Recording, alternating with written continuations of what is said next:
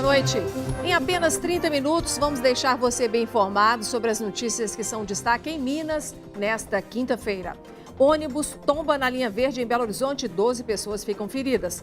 O número de coletivos incendiados na capital já é o maior desde 2010. Os custos com esse vandalismo afetam o preço das passagens. Foi inaugurada ontem em BH a Casa Delas, uma loja dentro de um shopping que vai ajudar as mulheres a buscar a prevenção contra o câncer. Maior evento supermercadista de Minas reúne mais de 400 expositores na capital.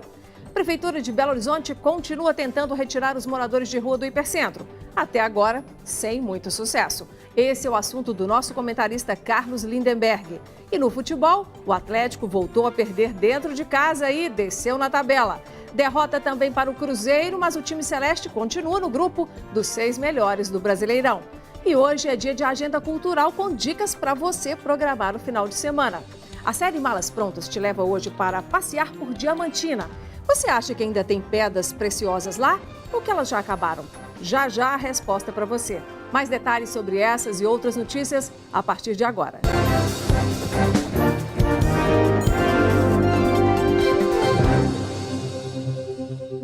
O número de ônibus incendiados na capital já é o maior desde 2010. De janeiro até agora, 18 coletivos foram vandalizados por criminosos. Esse prejuízo reduz o lucro previsto na negociação da BH Trans com as empresas concessionárias e elas podem pedir revisão de contrato, o que aumentaria o preço das passagens. Além disso, um ônibus novo leva 6 meses para entrar em circulação. 16 de outubro de 2017. 11h50 da noite, em um ônibus da linha 3503, que faz o trajeto entre os bairros Santa Terezinha e São Gabriel, 3 homens encapuzados renderam o motorista e atearam fogo no coletivo. O pior é que cenas como essa aconteceram 18 vezes esse ano, um recorde nos últimos 7 anos. Não há seguro contra esse tipo de coisa. Nosso segurador não faz isso, né? As empresas têm seguro contra terceiros, contra acidentes, mas esse tipo de ato de vandalismo de seguro. É um prejuízo bem forte.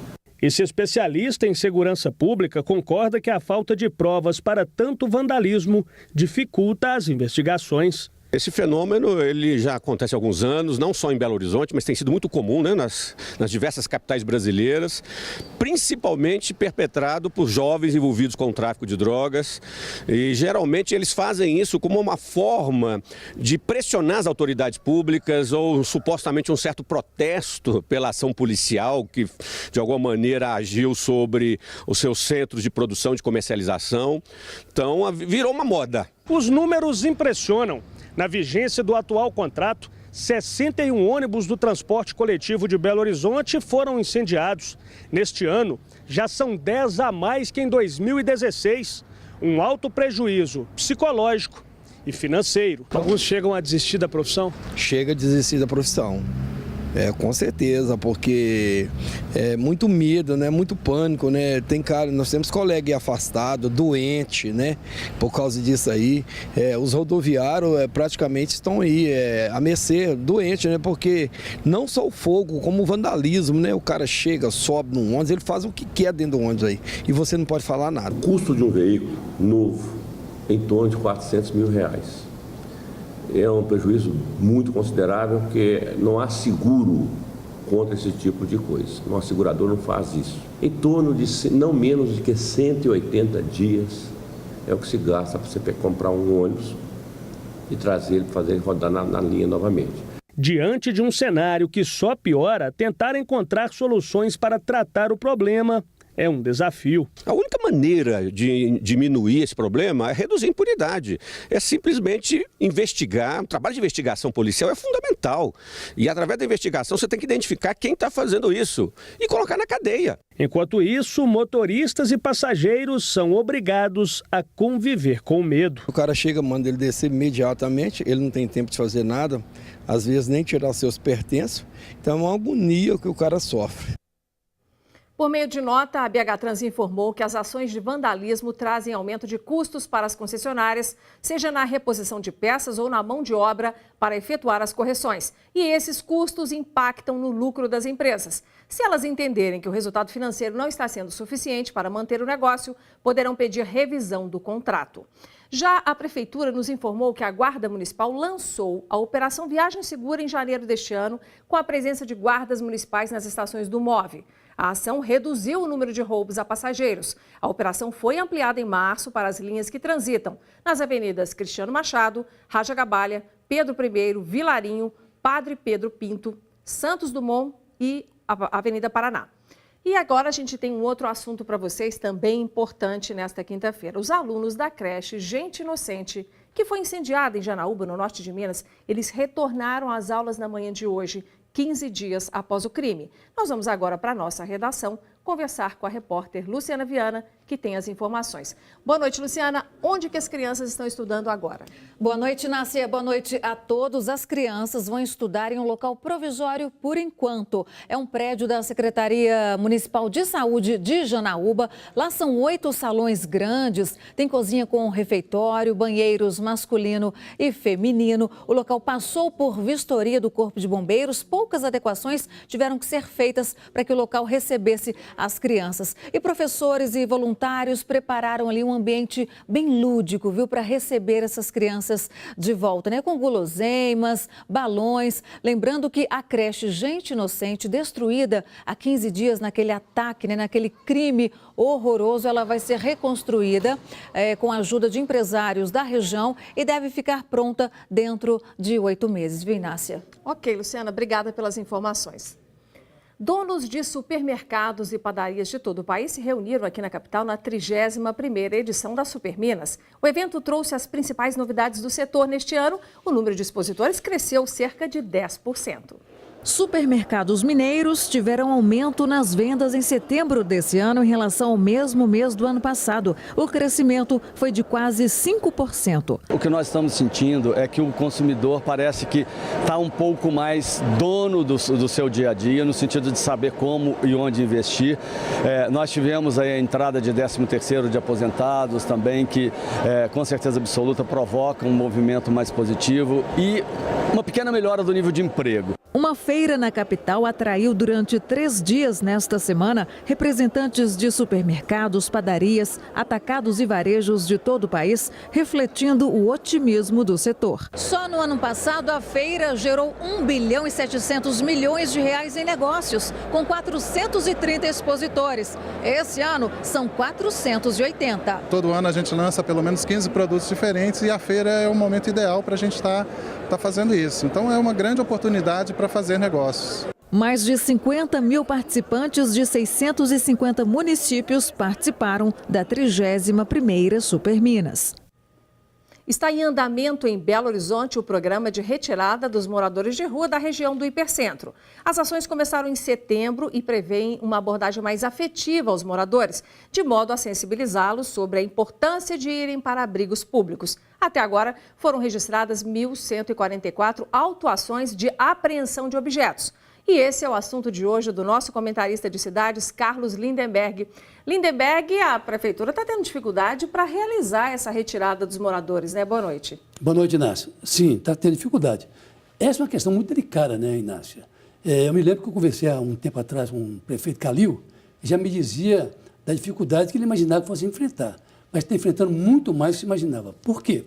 Porque o morador de rua, primeiro que com a crise econômica, a tendência é de aumentar. As pessoas que vão ficar buscando algum emprego, alguma coisa, fica alojando então debaixo de marquise, etc. Segundo, é uma questão delicada, tirar essas pessoas, botar em abrigos, em casas, por exemplo, que a prefeitura possa estar alugando para alojá-las temporariamente, e as coisas vão se complicando. Também está havendo uma disputa interna na prefeitura entre duas secretarias. Uma que está mais devagar, está olhando a coisa de maneira mais humanitária, digamos assim, e a outra está mais gerencial, quer resolver o problema. O prefeito Calil não está muito satisfeito com a lentidão desse trabalho. queria um pouco mais de pressa. Mas, enfim, é uma situação delicada. São 4 mil moradores de rua, para você ter ideia, né? Ali na escola Getúlio Vargas, na Savassi, Getúlio Vargas. A gente até tem 2 fotinhas para mostrar aí para os nossos telespectadores, que foram flagrantes que você fez, né? Que eu fiz ontem, porque, na verdade, ali é um foco, né? E esse foco se multiplica por várias cidades, pontos da cidade. Quer dizer, é impressionante. E é difícil. Mexer com morador de rua não é fácil, porque, inclusive, muitos têm o hábito de morar na rua. Não quer morar, inclusive, na família. Abandona a família e vai morar na rua. Como é que tira esse pessoal? É difícil. Quer dizer, e pode piorar, porque daqui a pouco vem o período de chuvas, né? Onde essas pessoas vão ficar? Tem que ter um prazo para tirar esse pessoal de lá. Obrigada, Lindenberg. Até semana que vem. Boa noite. Veja agora mais notícias que são destaque em Minas hoje. 12 pessoas ficaram feridas por causa do tombamento de um ônibus na linha verde próximo à entrada da cidade de Lagoa Santa, na Grande BH.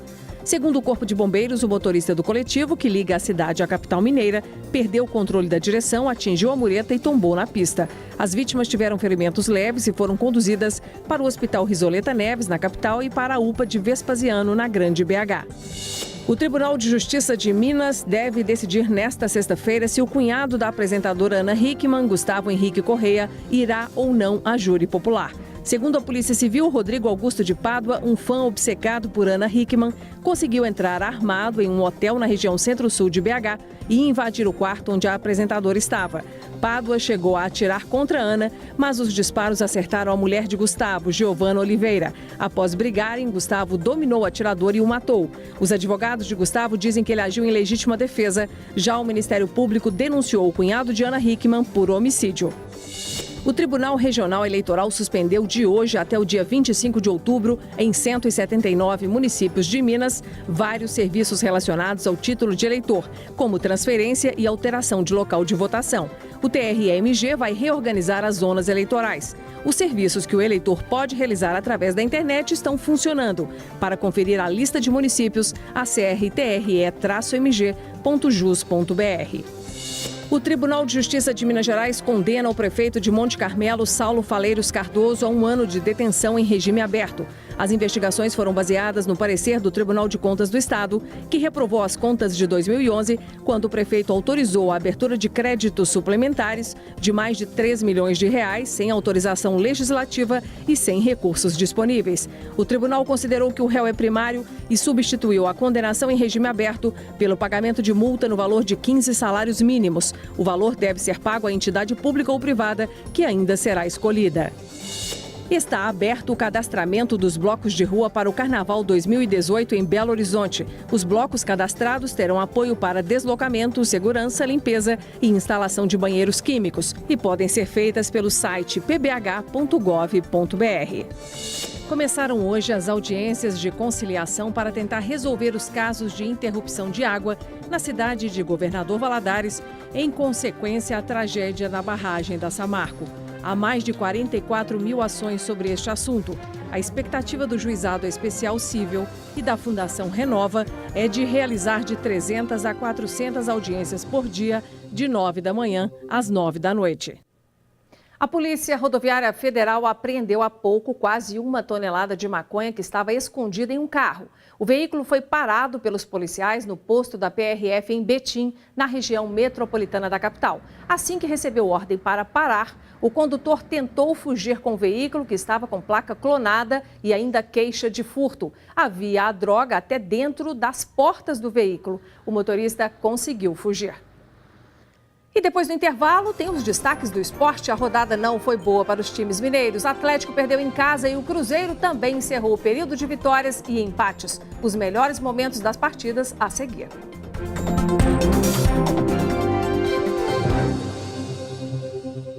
O Atlético voltou a perder dentro de casa ontem contra a Chapecoense. O time catarinense virou o placar, que terminou em 3-2 no Independência. O resultado manteve o Galo na 9ª posição do Campeonato Brasileiro, ainda distante da zona que leva o time à Libertadores.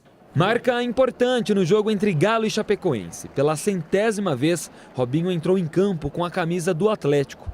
O atacante resolveu deixar a comemoração muito melhor já aos 8 minutos. Aproveitou a vacilada da zaga da Chape e deu esse passe aí, de primeira, de calcanhar, para Valdívia mandar um foguete para o fundo do gol. 1-0 Atlético.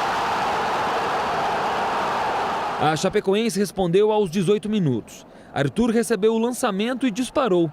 Sofreu o pênalti do goleiro Vitor, mas o auxiliar Rogério Pablo Zanardo marcou o impedimento de maneira equivocada. A posição era legal. Mas aos 30 minutos veio o empate alviverde. O Wellington Paulista bateu rasteiro para deixar tudo igual. E o time de Santa Catarina ainda teve fôlego para virar no primeiro tempo.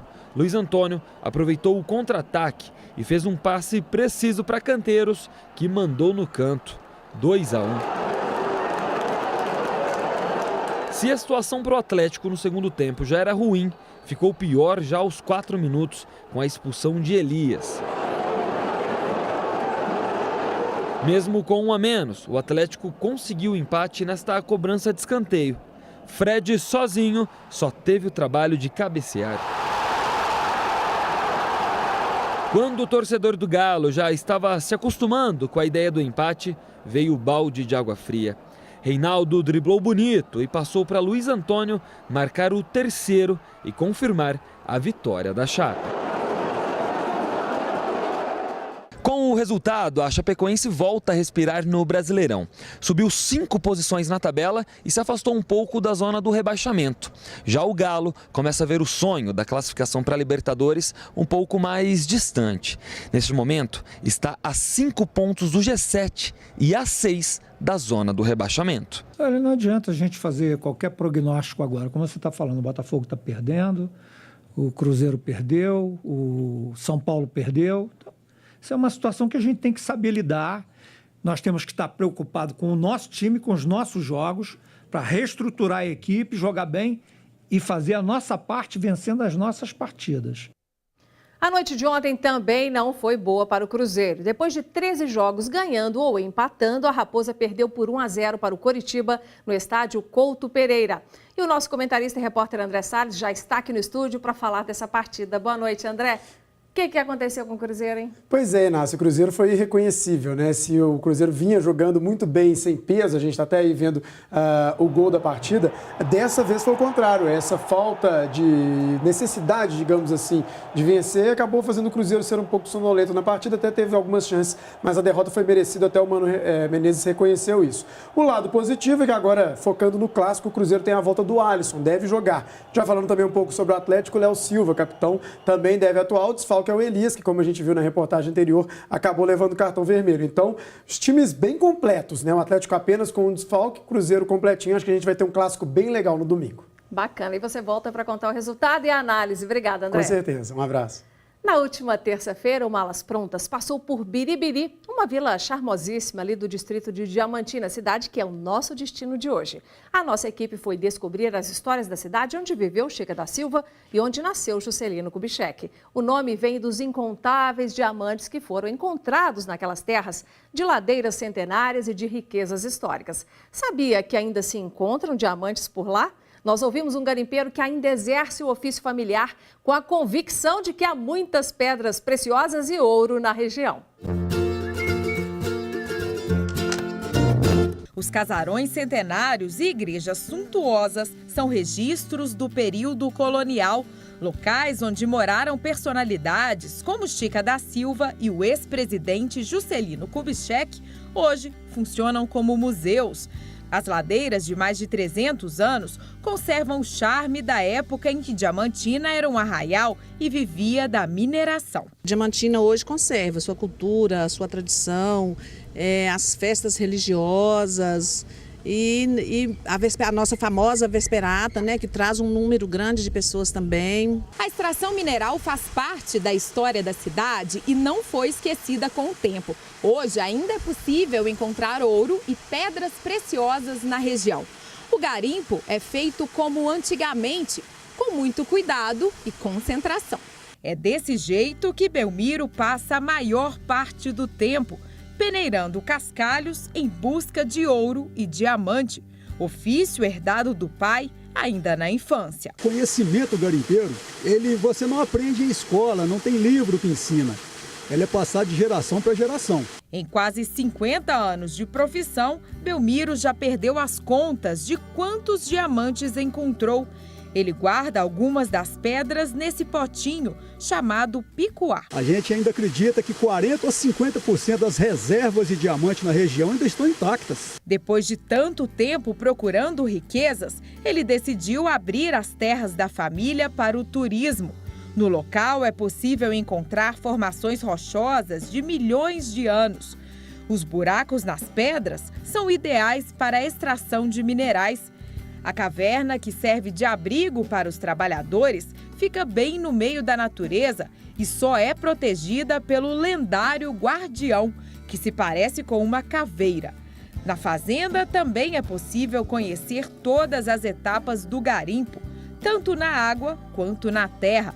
Tradição que Belmiro mantém com carinho e não tem planos de abandonar. Cada peneirada é uma surpresa e esperança. Me sinto muito orgulhoso de fazer parte dessa história e das pessoas que compuseram ela. Preservar a tradição é sempre forte, né?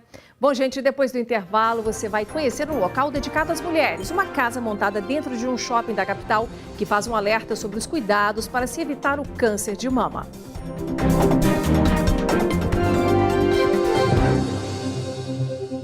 É hora de você ficar por dentro das atrações culturais da capital. E quem traz os destaques é a repórter Luciana Viana. A gente já começa com ação no cinema. Depois de uma série de desastres naturais ameaçar o planeta, líderes mundiais se unem para criar uma rede de satélites para controlar o clima mundial e manter todos em segurança. Porém, algo dá errado e o fim dessa história você confere na telona em Tempestade, Planeta em Fúria. E De Volta para Casa é uma comédia romântica moderna que fala sobre amor, amizade e família. Alice é uma mãe recém-separada que decide recomeçar a vida ao lado das duas filhas. Na noite do aniversário dela, algo especial acontece e muitas surpresas também. E para a criançada no teatro, um musical baseado em um dos maiores sucessos da Broadway de todos os tempos, viu? O Rei Leão, que pode ser visto no Teatro Estação Cultural neste sábado. Ainda no palco, a comédia Cada Um com Seus Problemas, neste fim de semana, no Teatro Bradesco. Também tem a peça Proibido para Maiores, no Cine Teatro Brasil Valourec. Uma divertida comédia de um casal que passa a noite de sexta-feira trancado no banheiro do próprio apartamento. Podem aguardar momentos hilários, mas também de apuros, viu? No mesmo teatro, neste fim de semana, tem Ceará dando as caras. E tem música show de Ana Vitória no KM de Vantagens Hall, sábado à noite, viu? Antes, na sexta, tem Anitta no mesmo local. Já no City Hall tem MC Kevinho, também na sexta, só que na esplanada do Mineirão tem o internacional John Mayer, show bastante aguardado pelos fãs. Programem-se, divirtam-se. Uma loja só para elas, para falar sobre a saúde delas de um jeito especialmente desenhado para elas. Você vai conhecer agora a Casa Delas, instalada no Shopping Diamond Mall, na região centro-sul de Belo Horizonte e dedicada a estimular as mulheres a adotar todos os cuidados para evitar o câncer de mama. Um ambiente sensorial com texturas, formas, brilho e tons leves. Telas transmitem depoimentos e casos reais de mulheres que passaram pelo câncer de mama. Foi muito interessante ouvir um pouco do depoimento das pessoas, né, e saber um pouco mais de que realmente a descoberta precoce pode salvar muitas vidas, né? Trata-se do espaço chamado Casa Delas, inaugurado em um shopping da região centro-sul de Belo Horizonte. Uma mulher com o seu dia a dia corrido, né, a gente acaba deixando para trás, né, de realmente se tocar, de fazer o autoexame. E é muito importante esse espaço tão bonito, que chama bastante atenção, lembrar a gente dos deveres que a gente tem, né, e passar mais informação.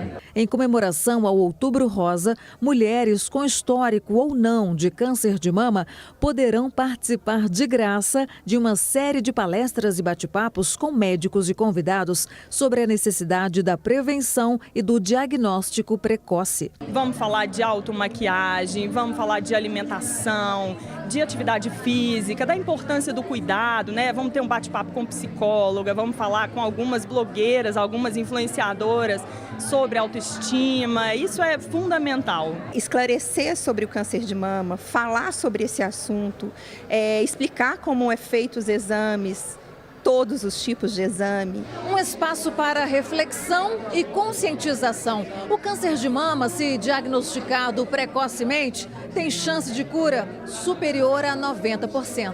Nós podemos atingir em torno de 95% a 98% de chance de cura se diagnosticado precocemente. E, além de a possibilidade de cura, nós podemos aliar isso um procedimento menos agressivo, ou seja, procedimentos mais conservadores, e essa mulher vai ter uma qualidade de vida muito melhor depois dos procedimentos. A programação vai até o dia 29 de outubro. As inscrições gratuitas podem ser feitas pelo site oncomedbh.com.br. E amanhã, ao meio-dia, as pessoas que circularem pelo quarteirão fechado da Rua Rio de Janeiro, próximo à Avenida Afonso Pena, na altura da Praça 7, bem no centro da capital, vão acompanhar a já tradicional chuva de pétalas realizada pela Superintendência Regional de Saúde de Belo Horizonte. A ação tem como objetivo sensibilizar as pessoas sobre os cuidados com a saúde e sobre o câncer de mama. 150 buquês serão utilizados e a chuva, gente, pode durar até 5 minutos. Bom, eu agradeço a sua atenção por hoje. Conto com você amanhã. Tenha uma boa noite.